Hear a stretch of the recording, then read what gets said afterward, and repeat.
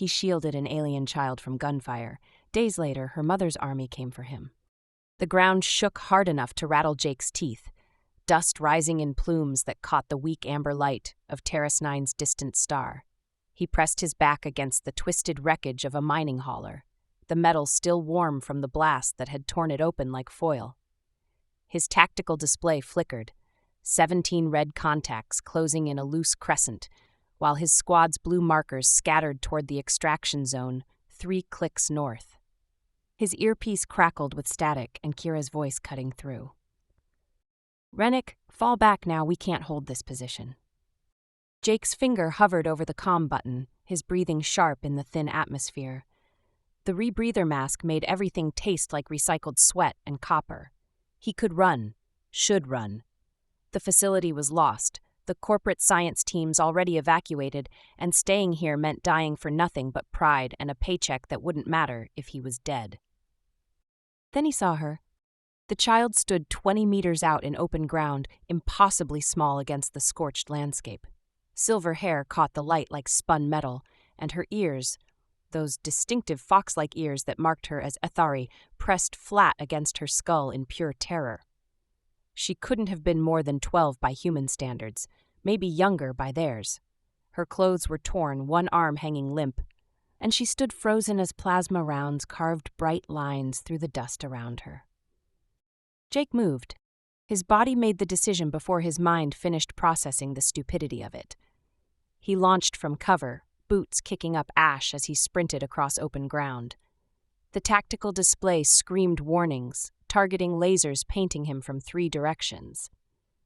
He heard Kira shouting his name, heard the crack of return fire from his squad trying to cover him, heard nothing but the blood rushing in his ears and the thin whistle of atmosphere across his mask.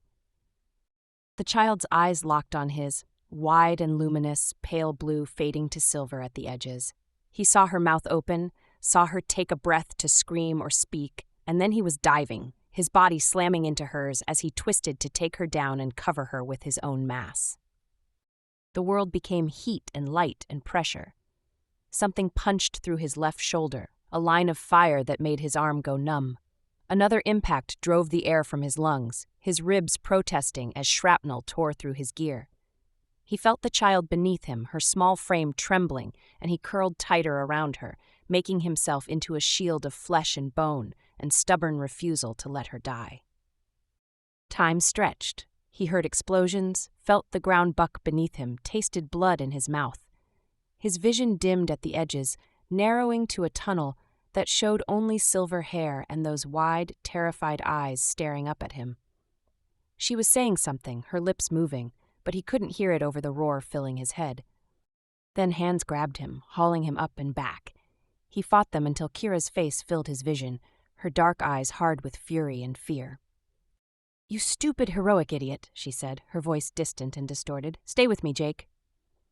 He tried to tell her the kid was safe, tried to point, but his arm wouldn't respond. Darkness crept in from the sides, warm and patient, and he let it take him. The first thing Jake registered was pain. It started in his shoulder and radiated outward like someone had replaced his nerves with razor wire. The second thing was the smell, antiseptic and recycled air with that particular metallic tang that marked ship life. He forced his eyes open to harsh white light and a sterile ceiling stamped with Valon Extraction Corp logos. "Welcome back, Mr. Rennick." The voice was smooth, measured, the kind of tone that belonged to boardrooms and carefully worded threats. Jake turned his head, ignoring the spike of nausea the movement caused, and found Director Hale Bridger standing beside his medical bed. The man looked exactly as Jake remembered from contract briefings, stocky, graying, wearing a suit that probably cost more than Jake's yearly salary. His smile was all teeth and no warmth. "How long?" Jake's voice came out rough, his throat raw from intubation or smoke or both. 3 days. You've been under for surgical reconstruction and chemical tissue regeneration. Your shoulder will never be quite the same, but you'll keep the arm."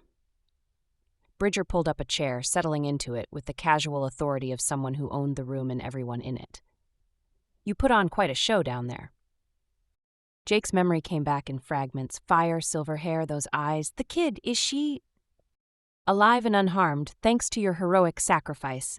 Bridger said the words like they tasted sour. Which brings us to our current complication. Jake waited, reading the tension in Bridger's posture, the way his fingers drummed once against his knee before stilling. The child you saved is Senna Casthan, daughter of Commander Vela Casthan. Perhaps you've heard the name? Jake had. Every contractor working near Athari space knew the name.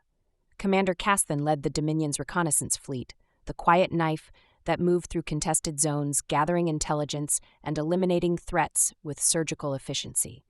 She had a reputation for being brilliant, ruthless, and utterly uncompromising in matters of military protocol. She wants to meet you. Bridger leaned forward, his expression hardening. She arrived in system 2 days ago with a full military escort, 4 warships, Mr. Rennick. She bypassed our security protocols, ignored our diplomatic channels, and demanded an audience with the human who saved her daughter. Do you understand what that means? Jake's shoulder throbbed in time with his pulse. That she's grateful? That she's interested. Bridger stood, adjusting his cuffs with sharp, precise movements. The Athari don't do gratitude the way we do. They have this concept, a life debt. It's cultural obligation taken to an extreme. She believes she owes you something, and that makes you a person of interest to one of the Dominion's most powerful military commanders. So let me meet her. I'll tell her we're even and she can go home. Bridger's smile returned, colder than before. It's not that simple. Corporate leadership views this as a potential intelligence vulnerability. You're a contractor with access to our operations, and now you have the personal attention of an Athari command officer. That combination makes people nervous. Jake felt the trap closing even before Bridger finished speaking. So here's your choice, Mr. Rennick. You meet with Commander Casthan under our supervision. You help us assess her intentions and gather what intelligence you can about Dominion operations. You become an asset. Bridger paused, letting the silence stretch. Or you refuse, in which case you're discharged without benefits, flagged as a security risk, and effectively blacklisted from every corporate contract in 3 sectors. Your call. Jake stared at the ceiling, counting the tiles while his shoulder burned and his ribs ached. He thought about silver hair and terrified eyes, about the weight of a child's life in his arms. He thought about how that moment of stupid, thoughtless heroism had just complicated his life in ways he couldn't begin to map. When does she want to meet? He asked. Bridger's smile widened. She's waiting outside. Jake had expected an interrogation room. What he got instead was the observation deck, its curved viewport offering an unobstructed view of the star field beyond. 4 Athari warships hung in formation against the black, their hulls reflecting starlight in patterns that seemed almost organic, like the shells of deep-sea creatures adapted to crushing pressure and absolute darkness. He stood there for 3 minutes before he heard the door open behind him. He didn't turn immediately, using the reflection in the viewport to study her approach. Commander Vela Casthan moved like water finding its course, each step deliberate and economical. She stood nearly a foot taller than him, her frame combining predatory grace with aristocratic bearing that made the observation deck feel suddenly smaller. When he finally turned, the full impact of her presence hit him. Her skin held a luminescent quality that reminded him of moonlight on snow, and her features were fine-boned and severe in a way that transcended simple beauty into something alien and arresting. Silver-white hair fell past her shoulders in perfect waves, framing a face marked with subtle geometric patterns along her temples and cheekbones. Darker pigmentation that looked like ritual scarring or natural evolution, he couldn't tell which. But it was her ears that drew his attention, those elegant fox-like appendages rising from her hair, currently held at a neutral angle that spoke of careful control. Her eyes met his, pale blue fading to silver, and for a moment neither of them spoke. Mr. Rennick. Her voice carried harmonic undertones that made his name sound like a chord progression. I am Commander Vela Casthan of the Athari Dominion 4th Reconnaissance Fleet. Jake's fine. He kept his hands relaxed at his sides, aware of the cameras tracking them from 3 angles. How's your daughter?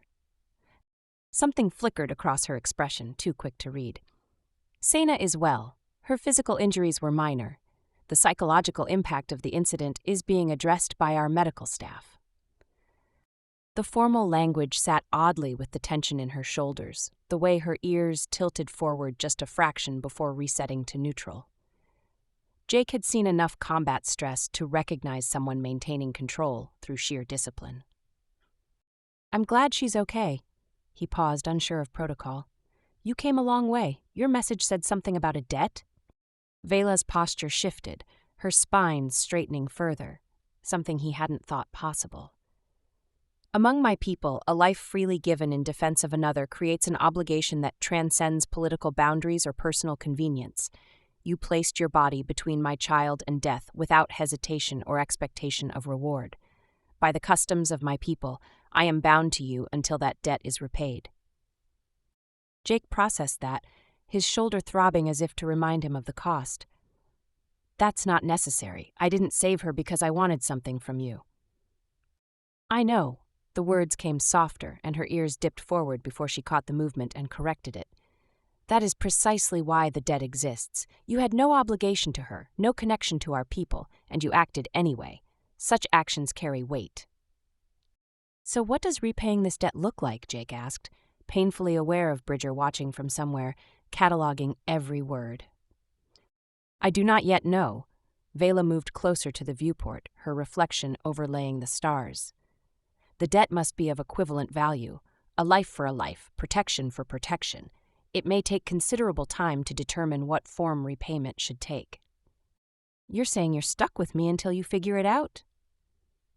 "That is an inelegant but accurate assessment." Jake found himself almost smiling despite the situation.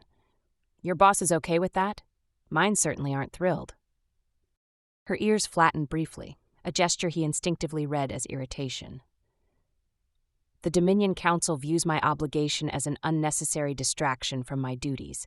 They have expressed their concerns with considerable force." "But you came anyway." "Honor is not subject to convenience, Mr. Rennick." She turned to face him fully, and he saw something in her eyes that the formal language couldn't quite hide. Exhaustion, perhaps, or the weight of centuries spent following rules that chafed. "I came because I must, because the alternative is to live with a debt unpaid, and that is unacceptable." Jake thought about Bridger's ultimatum, about cameras recording this conversation for analysis, about how his simple act of stupid bravery had somehow tied him to this woman across species and culture, and the vast gulf of mutual incomprehension that separated their peoples. He should feel trapped. Instead, he felt curious. "Okay," he said, "so where do we start?" The question seemed to catch her off guard. Her ears swiveled forward, held there for 2 full seconds before she forced them back. "You accept this arrangement?" "Don't have much choice, do I? And honestly, if I have to get monitored and assessed and turned into some kind of corporate intelligence asset, I'd rather do it with someone who actually gives a damn about her kid than with Bridger's surveillance team." Vela studied him with an intensity that made him want to look away, but he held her gaze, letting her see whatever she needed to see. Finally, she inclined her head in what might have been acknowledgement or respect. "Then we begin with honesty. Your director Bridger requested that I include him in all our interactions. I declined." Jake couldn't stop the grin that pulled at his mouth. Bet he loved that. His displeasure was evident. The corner of her mouth twitched, not quite a smile, but something adjacent. I informed him that matters of honor do not require corporate oversight. "You're going to get me fired." "You were already compromised the moment you saved Senna. Your director views you as a liability regardless of my presence. I have merely accelerated the timeline."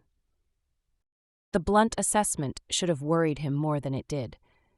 Instead, Jake felt a strange sense of relief, like a decision had been made for him, and he could stop pretending his life was going to go back to normal. "So what now?" he asked. Vela moved closer, close enough that he could see the fine texture of her skin, the way her pupils contracted in the bright observation deck lighting. "Now I learn what it means to repay a human who acts without calculation. I study you, understand you, until I can determine what would constitute equivalent value."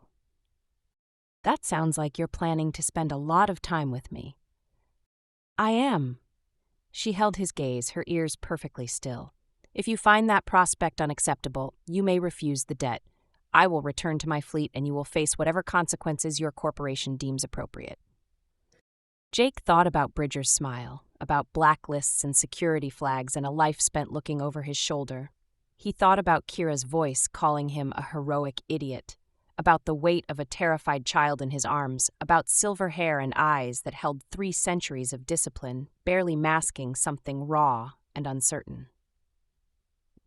I don't refuse, he said. Vela's ears swept forward just for a moment before she caught them, but that moment was enough. A crack in her armor, a glimpse of something genuine beneath the formal bearing. She extended her hand, palm up, fingers spread in what he recognized as an Athari gesture of agreement. He placed his hand over hers, palm to palm, and felt the coolness of her skin against his warmth, the elegant length of her fingers dwarfing his own. Her grip was careful, controlled, but he felt her pulse against his palm, faster than expected. Then we have an accord, Jake Rennick, she said, and his name in her harmonics sounded like a promise. The next 2 weeks blurred into a strange rhythm that felt both surreal and oddly natural. Vela's ship, the Resonance, docked with the human cruiser, and she moved through their spaces with careful observation, studying everything from their mess hall routines to their combat drills. Jake found himself assigned as her liaison, which meant Bridger's surveillance and Vela's presence became the twin constants of his days. She asked questions constantly. Why humans laughed during moments of stress, how they formed squad bonds without formal hierarchy, why Jake had run toward danger instead of calculating optimal survival odds. He answered as honestly as he could, watching her process each response with that focused intensity, her ears shifting in tiny increments that he was learning to read like a language. Forward meant interest or curiosity. Flat meant disapproval or discomfort. The neutral position she defaulted to was her armor, the mask she wore when she remembered she was supposed to maintain distance.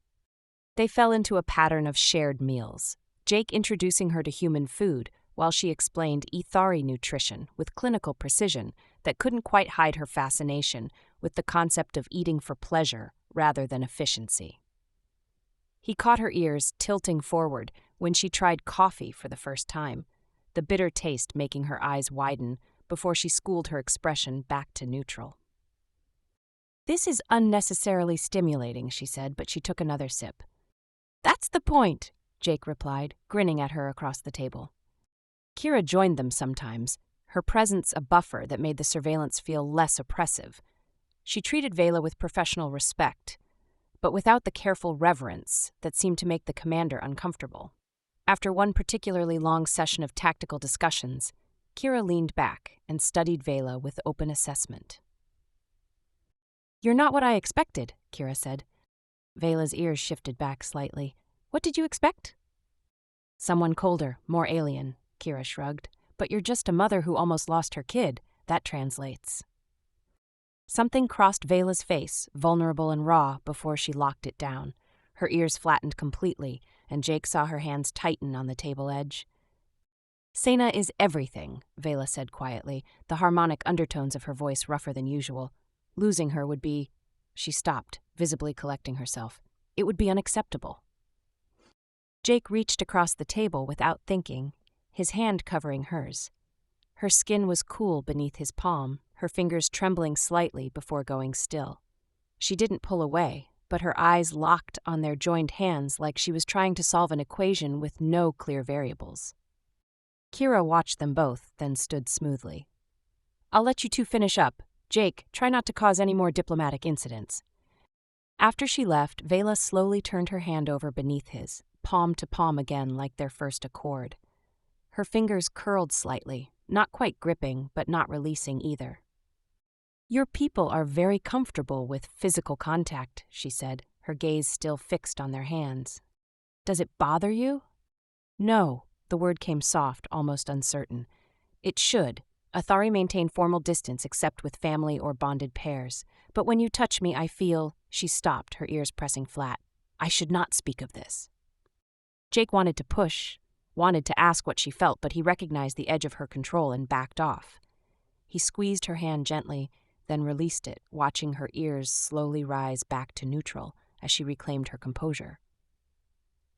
That night, Jake found Vela alone in the observation deck again, her silhouette elegant against the stars. He'd been checking security feeds when he noticed her there, and something pulled him from his quarters despite the late hour and the cameras that would record his choice. She turned as he approached, her hair catching the ambient light from the viewport. "You should be resting." "So should you." He moved to stand beside her, their reflections ghosting over the starfield. "Can't sleep?" "Sleep is inefficient for my species. We require only 3 hours per cycle." Her fingers traced the edge of the viewport, a restless gesture that seemed unconscious. "But I find myself restless." "Something bothering you?" Vela was silent for a long moment, her ears tilting back and forward as if she were having an internal argument with herself. When she finally spoke, her voice was low enough that the surveillance might not catch it. "Sena's father died in the Corvin incident, 37 years ago by your calendar. He was a diplomat attempting to negotiate mining rights between our peoples." She paused, her hand pressing flat against the viewport. "Humans attacked the delegation. 23 Athari died. The evidence was irrefutable. Your weapons, your ship's signatures, your radio chatter recovered from the site." Jake felt cold understanding settle in his chest. "And you've spent decades believing we were capable of that kind of betrayal." "I spent decades knowing it." She turned to face him, and he saw the weight of those years in her eyes. "I raised Sena to be cautious around humans, to trust in Dominion strength and Athari superiority. I taught her that your species was chaotic, short-lived, and fundamentally untrustworthy. And then I threw myself over her." "And then you threw yourself over her." Vela's voice cracked slightly on the words, her control slipping. "Without hesitation, without knowing who she was or what her life meant, you simply decided she was worth dying for, and you acted." Jake saw it then, the foundation of her worldview shattering under the weight of one impulsive moment of humanity. He wanted to tell her he wasn't special, that any decent person would have done the same, but he knew she wouldn't believe him. She needed this to mean something, because the alternative was facing the possibility that she'd spent centuries hating the wrong enemy. "Vela," he started, but she held up a hand. "There is something else." Her ears flattened completely, a gesture he now understood meant deep discomfort. "Thane has been investigating the Terrace 9 incident, the attack patterns, the weapons used, the tactical coordination." She pulled up a holographic display from her wrist unit, data streams flowing in Aetheri script that slowly translated to human standard. "He found anomalies. The attacking force used both human and Athari equipment in ways that suggest coordination, not coincidence." Jake stared at the data, his mind racing through implications. "You're saying someone set it up? Made it look like your people were attacking? Or made it look like humans were defending against Athari aggression?" Vela's fingers moved through the data, highlighting patterns. "The evidence is not conclusive, but it suggests a third party with access to both our technologies and an interest in maintaining conflict between our species." "Corporate interests," Jake said, thinking of Bridger's cold smile. "Or Dominion separatists, anyone who profits from tension." "Precisely." Vela closed the display, her expression haunted. "If this is true, then the Corvin incident might have been the same thing, a false flag to start a war." They stood in silence, the implications hanging between them like a void. Jake thought about her husband, about decades of justified grief built on manufactured evidence, about a conspiracy so vast it had shaped the relationship between two species for a generation. "We need to find proof," he said. Vela's ears swept forward, holding there with fierce determination. "We will. Together." The word "together" resonated in her harmonics, and Jake felt it settle in his chest like a promise or a warning.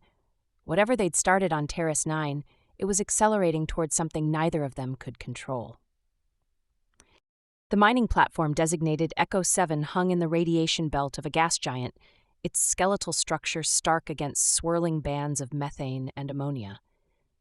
Jake's tactical display showed no life signs, but the station's power grid pulsed with activity that suggested recent occupation. Vela stood beside him in the assault shuttle, her combat armor adapting her silhouette without diminishing her grace. "This feels wrong," Kira said from the pilot seat, her fingers dancing across controls. "Station goes dark, distress beacon activates, but nobody's home? That's ambush protocol." "Agreed." Thane's voice carried from the rear compartment where he checked weapons with methodical precision. "We should abort and report to Fleet Command." Vela's ears tilted forward, focused on the station. "The data cores are here. If we retreat now, they will be sanitized before we can return with authorization." Jake caught the tension in her shoulders, the way her hands flexed around her weapon. They'd spent the last 3 days chasing leads through corporate networks and Dominion intelligence channels, finding breadcrumbs that pointed to Echo 7 as a waypoint for the conspiracy. Bridger had deployed Jake's old unit here under emergency contract, and when Jake reported the assignment, Vela had insisted on accompanying them despite Thane's objections. The shuttle docked with minimal resistance. They moved through corridors that smelled of recycled air and machine oil, passing empty workstations and abandoned equipment. Jake's skin prickled with the awareness of being watched, cameras tracking their progress through the facility. They found the data cores in a server room 3 levels down, isolated storage units containing transaction records and communication logs. Vela's fingers moved across the interface, downloading everything, while Jake and Kira maintained security at the entrance. That's when the doors sealed. Emergency bulkheads slammed down with pneumatic force, cutting them off from Thane and the shuttle. Jake spun toward the sound, weapon raised, as corporate mercenaries emerged from side corridors. He recognized the squad leader, a contractor he'd worked with on 2 previous operations, a man named Walsh with dead eyes and flexible morals. "Nothing personal, Rennick," Walsh said, leveling his weapon. "Just business." The firefight was brutal and close. Jake took 3 of them down before plasma caught him in the side, burning through armor and flesh with white-hot precision. He heard Vela's voice, sharp with something that might have been fear, and then she was there, her movements faster than human reflexes could track, her weapon speaking in staccato bursts that dropped 2 more mercenaries before they could adjust aim. Walsh's shot caught her across the shoulder, spinning her around.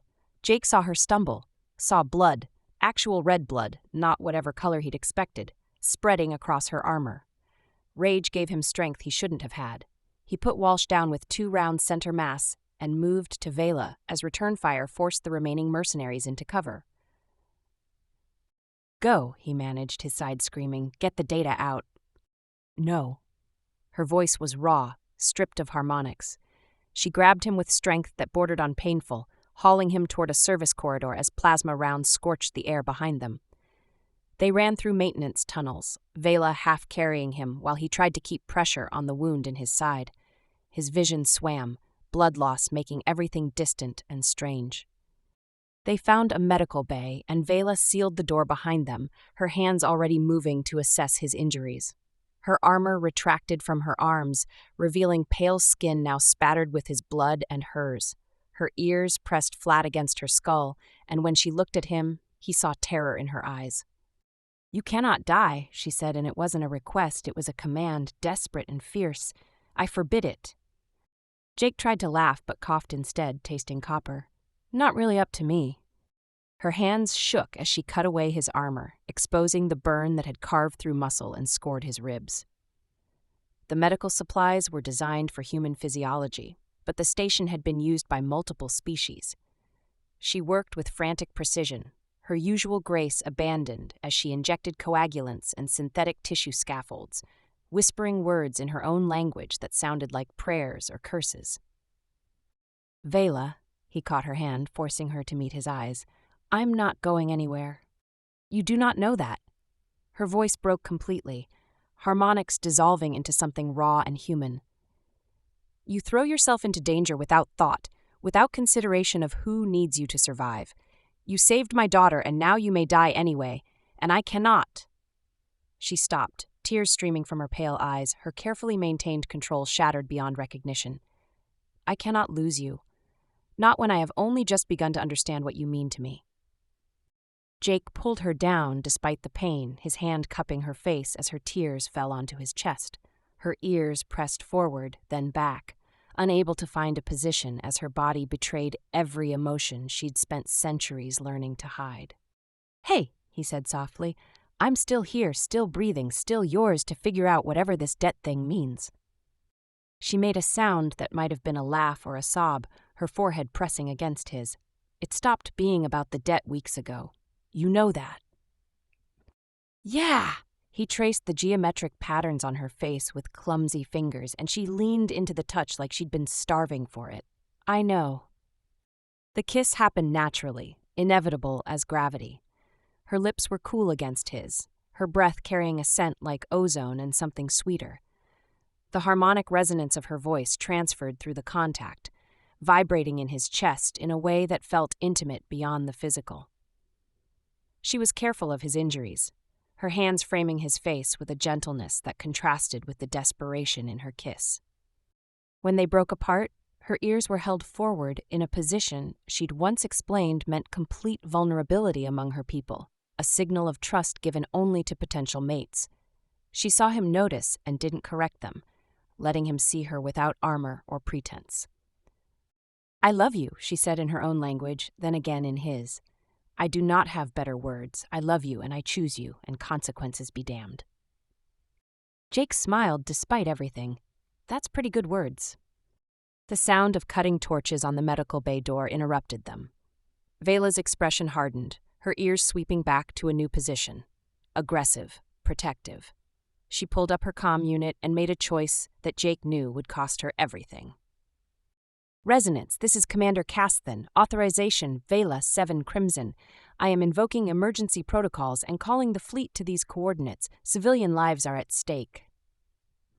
Thane's voice came through tight with concern. "Commander, that will expose your position to Dominion oversight. They will see—" "I know what they will see." She looked at Jake, her hand findings. "Let them see." The Athari fleet arrived in force, warships tearing through normal space with the distinctive shimmer of their propulsion systems. Vela stood before the Dominion observers in her damaged armor, blood-stained and defiant, with Jake at her side despite Thane's protests. She transmitted the conspiracy data and declared her intention to pursue the case alongside Jake, regardless of censure or consequence. The political fallout was immediate and brutal. Vela lost her command, censured for emotional compromise and fraternization with a human. Jake remained blacklisted, a pariah to corporate interests who viewed him as a traitor. But the evidence was undeniable, and reformists in both governments used it to dismantle the conspiracy and arrest key players, including Bridger. 3 months later, Jake and Vela operated as independent security consultants from a small station on the border between territories. Sena visited whenever Vela's reduced visitation rights allowed, teaching Jake how to read Ethari ear signals with patient enthusiasm, while Vela learned to laugh at his terrible jokes without apologizing for the display of emotion. They didn't get a simple ending. They got each other. Two people who found in connection something stronger than duty, tradition, or the forces that divided their species. On quiet nights, Vela would rest her head against Jake's shoulder, her ears relaxed in that forward position that meant trust, and he would trace the patterns on her face, while she hummed in harmonics that made his chest resonate with warmth. "Was it worth it?" he asked once, thinking of everything they'd lost. Vela turned to look at him, her eyes reflecting starlight. Every moment, every sacrifice. She kissed him softly, her cool lips against his warmth. "You saved my daughter and showed me that love transcends species when we're brave enough to choose it." Jake pulled her closer, feeling the elegant length of her body against his, so different and yet so perfectly right. "Then we chose well." Outside their window, stars burned in the darkness between human and Athari space, and two people who should never have met built a life in that beautiful, impossible gap.